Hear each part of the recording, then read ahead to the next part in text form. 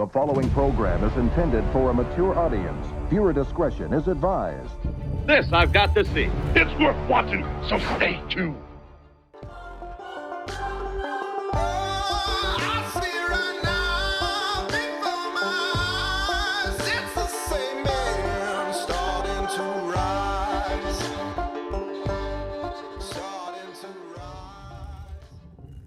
Welcome to Friday, February 12th, 2021. Love that you guys are here. You are here because you want to wear plaid with the rest of us, unless you're in Europe and then you don't know what plaid even is. Or in Canada, you wear a hoodie today if you're in Canada. That's cool. All of us. Absolutely. You're here because you want to know how to be fucking phenomenal in relationship. You want to hear Cynthia's sexcapade spot. I have not looked at the picture yet today. Oh, that's good. That's good. That's a good smile. So I'm looking forward to that. You want to know basically what's behind the curtain.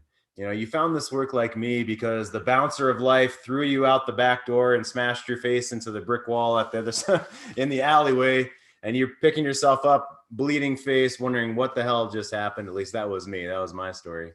And so I wanted to know how to turn my shoulders, how to reignite the pilot light in my chest and have heat in that furnace roaring for life, for myself, and also to know how to turn my woman on and keep her hot for me, for the relationship, for life in general, right? To have that sparkle in her eye that she just gave me when I asked about the picture. That sparkle in her eye, you want her to have that for you as well. We've got some more Mark Manson today. Let's go ahead and jump into the show. This is Cynthia Kruse, the only woman allowed on this show for her professional feminine perspective. Thanks for being here. Thank you for having me, and happy Friday or Saturday. Yeah, exactly. Happy Friday or early Saturday morning if you're in New Zealand. Good to see you guys. If you missed yesterday's show, we talked about how to do the 1-2 level of praise. We called it unlocking her superwoman heart, unlocking the feminine within superwoman. And we actually did a little bit more hyperbole in our after the show video. We brought in some more expansive language around how to do that. So battle first, dishes second, and then the dishes. Battle first and dishes second. I want to offer that cherry on top to the show today because we didn't do that during the show yesterday. So I'll continue yesterday's theme today. Our theme of this week is unlocking the power of her subcommunication, how to know what exactly the hell she's talking about. Yeah, you're a man starting to rise in the world. You want to get that kitty to purr. What is that? She doesn't seem to have a lot of clothes on, Cynthia. When you are wearing a kitty, you don't have to wear anything else. She has 2 kitties now. She does. Times 2. That's right. Get her kitty to purr. Cynthia really liked it when I did the intro and said, figure out what the hell is a woman talking about with her subcommunication. You like that? Well, I've heard that exact phrase a number of times in my life.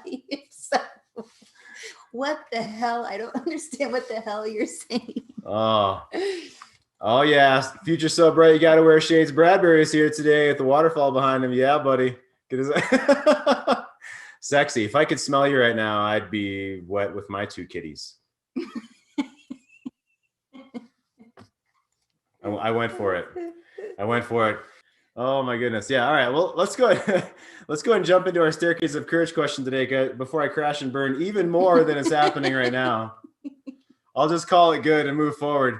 I'll lean on Patrick's quote for the day. Stop focusing on who wears the pants in the relationship. Relationships work best when no one is wearing pants. I agree with that. Staircase of courage question today because we want her to love us for life. We want to use our morning kingly plan, gentlemen, and have the 3 forms of confidence. Maybe that was me leaning into it and it not going well. There we go. That's what you just go for it. I was being vulnerable there. Crash and burn. That's all right.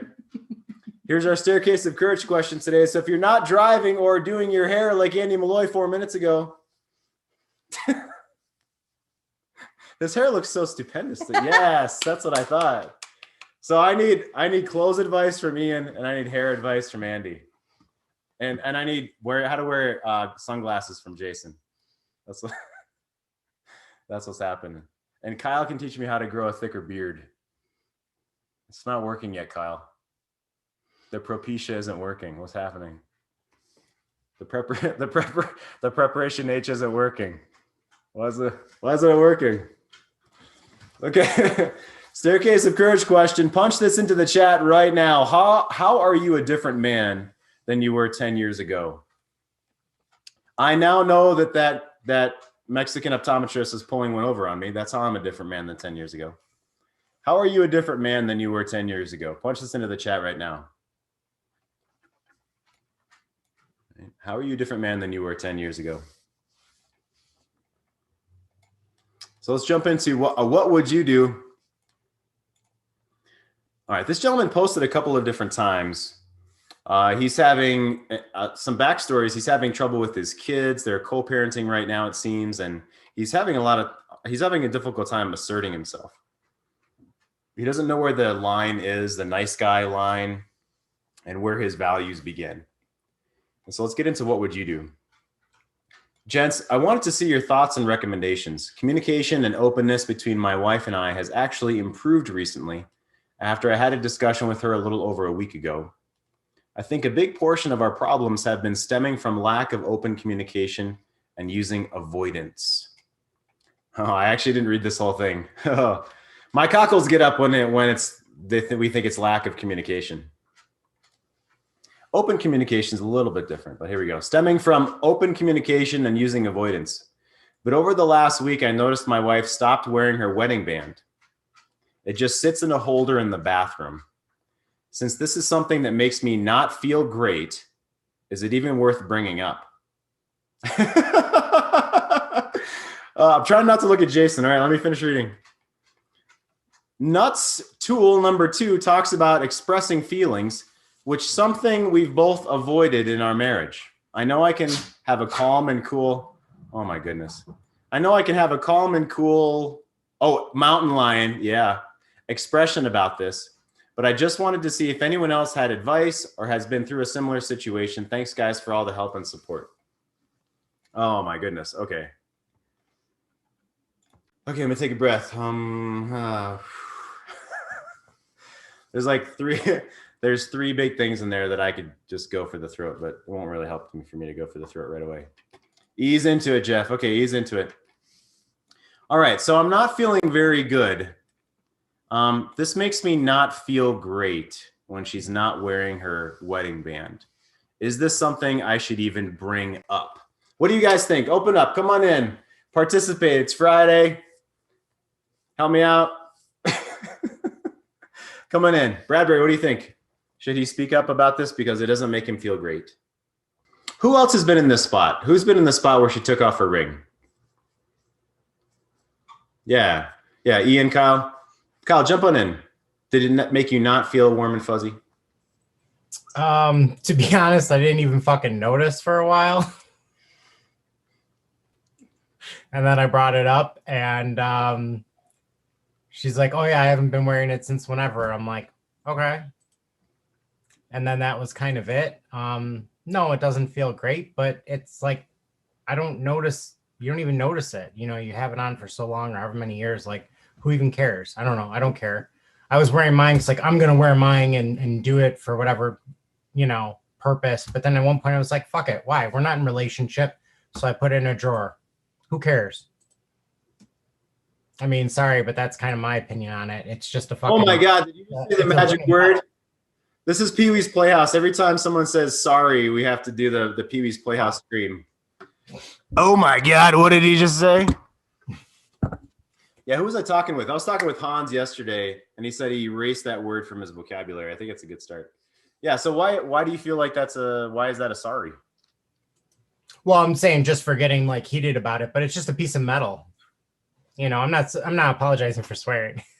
No, yeah, please don't. Just, I don't know. I guess for being hyped up about it, but like, I don't know. What does it matter? Got it. So yeah, okay. It doesn't mean anything. Just like wedding vows or a piece of paper mean anything, and not in a bad way. I'm just saying in a factual way, it doesn't really mean anything. What means something are actions and how you're behaving, and obviously that's not, you know, going that direction. So there we go. Okay, so you value more of actions and the behavior than the symbolic representation. If the symbolic representation means nothing, then it loses its value, it loses its meaning, is kind of what I'm hearing. Mm-hmm. Yeah, gotcha. Yeah, Ian, come on in. What was your spot? What was your experience like when she took her ring off?